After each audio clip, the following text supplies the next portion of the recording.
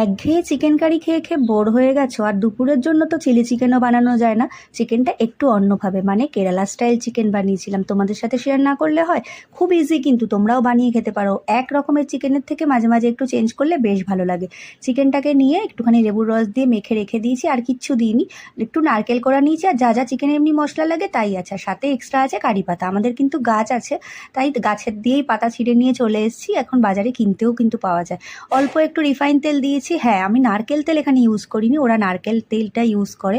Refine তেলের মধ্যে একটুখানি দিয়েছি গোটা গরম মশলা, নারকেল কোড়াটা দিয়ে দিয়েছি, হাফ মালা নারকেলেই আমাদের হয়ে গেছে।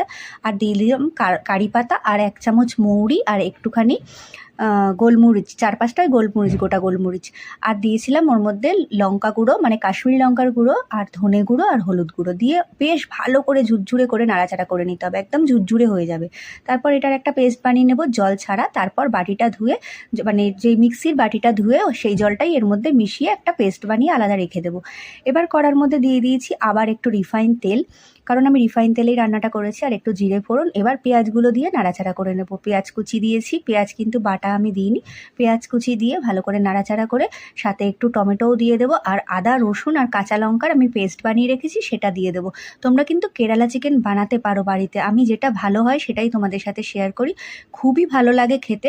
নারকেল তেল দেওয়ার দরকার নেই, অতটা ভালো লাগবে না হয়তো, আমরা তো নারকেল তেল দিয়ে কিছু খাই না। এবার পরিমাণ মতো নুন দিয়ে দিয়েছি, আবার একটু কারি পাতা দিয়ে দিয়েছি, দিয়ে মাংসটা ওর মধ্যে দিয়ে যখন মশলাটা একটু তেল ছাড়বে দিয়ে ভালো করে কষিয়ে নেব। রান্নাটা কিন্তু খুবই তাড়াতাড়ি হয়ে যায়। এবার দিয়ে দিলাম গোটা কাটা কাঁচা লঙ্কা, একটু ঝাল হওয়ার জন্য। একটু ঝাল ঝাল হলে বেশ ভালো লাগে, সেরকম একটা ঝাল তাও হয়নি। আর ব্যাপারটা তো একটু হালকা একটু মালাইকারি টাইপের টেস্ট হবে, তাই না? আর সত্যি ভীষণ ভালো হয়েছিল খেতে, এটা মনে হয় রুটি ভাত সবের সাথেই খাওয়া যাবে। দিয়ে একটু কষানোর পরেই ওই যে পেস্টটা বানিয়ে রেখেছিলাম সেটাও দিয়ে দিলাম। পেস্টটা বানানোর যে বাটিটায় রেখেছিলাম সেটা ধুয়ে সেই পরিমাণ মতন জল দিয়ে দিয়েছি, যতটা পরিমাণ আমার ঝোল প্রয়োজন। এটা ভাত দিয়ে আমরা খেয়েছিলাম, ভীষণই ভালো লেগেছে। আমি শিওর এটা রুটি দিয়েও ভীষণ ভালো লাগবে। তোমরা কিন্তু বাড়িতে ট্রাই করতে পারো, খুব তাড়াতাড়ি হয়ে যায়। ভালো করে কষিয়ে এবার একটু ঢাকা দিয়ে রেখে দাও, 20 মিনিট মতন ঢাকা দিলেই কিন্তু রেডি হয়ে যাবে। পরে আরও 5 মিনিট খুলে ঢাকাটা খুলে ফুটিয়ে নাও। অসাধারণ খেতে লাগবে এই কেরালা চিকেন। কেরালা চিকেনের নাম আমি শুনেছিলাম আমার শ্বশুরের কাছে, কারণ ব্যাঙ্গালোরে বাবা থাকতো। সাউথের যেই চিকেনের আইটেমগুলো বাবার মুখ থেকে, মানে নারকেলের আইটেম দিয়ে যা যা হয়, বাবার মুখ থেকে মাঝে মাঝে শুনেছিলাম।